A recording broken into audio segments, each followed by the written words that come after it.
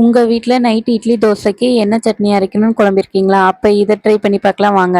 ஒரு பேனில் 4 ஸ்பூன் எண்ணெய் ஊற்றிக்கலாங்க. எண்ணெய் நல்லா காஞ்சதும் 2 பெரிய வெங்காயம் 4 பல்லு பூண்டு போட்டுக்கலாம். அடுத்து 2 வரமிளகா போட்டுக்கலாங்க. நான் வந்து வரமிளகா 2 போட்டிருக்கேன். நீங்கள் காரத்துக்கு ஏற்ப இன்னும் 1 கூட போட்டுக்கலாம். ஒரு கொத்து கருவேப்பிலை போட்டுக்கலாங்க. நல்லா எண்ணெயிலே வணக்கிக்கலாம். நான் வந்து இந்த சட்னி 2 பேத்துக்கு தகுந்த மாதிரி செய்கிறேன். உங்களுக்கு இன்னும் சட்னி அதிகமாக வேணும்னா இன்னும் 2 பெரிய வெங்காயம் கூட போட்டுக்கலாங்க.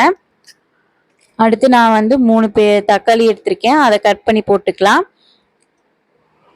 தக்காளி நல்லா வேகிறதுக்கு உப்பு போட்டுக்கலாங்க.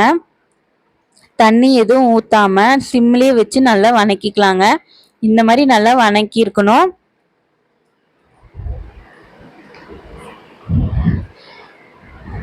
அடுத்து அடுப்பை ஆஃப் பண்ணிட்டு ஒரு 10 நிமிஷம் ஆற வச்சுக்கலாம். நான் மிக்சியில் அரைச்சி எடுத்துகிட்டு வந்துடுறேன்.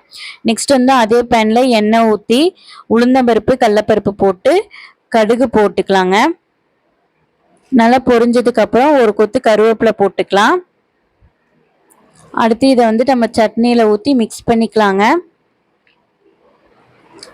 இட்லி தோசைக்கு எல்லாத்துக்குமே இந்த சட்னி சூப்பராக இருக்கும். நீங்களும் வீட்டில் ட்ரை பண்ணி பாருங்கள். இந்த வீடியோ பிடிச்சிருந்தா லைக் பண்ணுங்கள், ஷேர் பண்ணுங்கள், கமெண்ட் பண்ணுங்கள்.